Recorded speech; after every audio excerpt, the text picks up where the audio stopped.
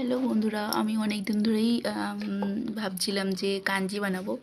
তো দেখলাম গাজর বিট দুটোই রয়েছে, তো বানিয়ে ফেললাম।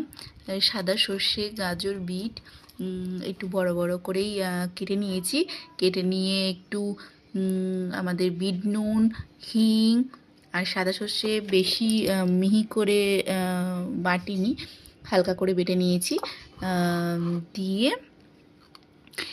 নুন টুন দিয়ে এইটা ফরমেন্টেড হওয়ার জন্য রেখে দিয়েছি। আমি কালকে করেছিলাম সন্ধেবেলার দিকে, আমি একটুখানি হালকা রোদে রেখেছিলাম, আর আজকে পুরো কড়া রোদে রেখে দিয়েছিলাম। আবার এখন বিকেল হয়ে গেছে, তো আমি এখানটা হালকা রোদ আসে, এইখানটা আবার রেখে দিয়েছি, সন্ধেবেলা ঢুকিয়ে নেবো। এইটা মোটামুটি 4-5 দিন বা 6 দিন পর খেতে হয়। এটা নাকি খুব ভালো, পেটের পক্ষে হজম ক্ষমতা বাড়ায়, সকালবেলা খালি পেটে খাওয়া খুব ভালো। তো অনেক দিনকার ইচ্ছা ছিল, তো বানিয়ে ফেললাম। ওকে ফ্রেন্ডস, দেখা হচ্ছে নেক্সট ভিডিও। টাটা।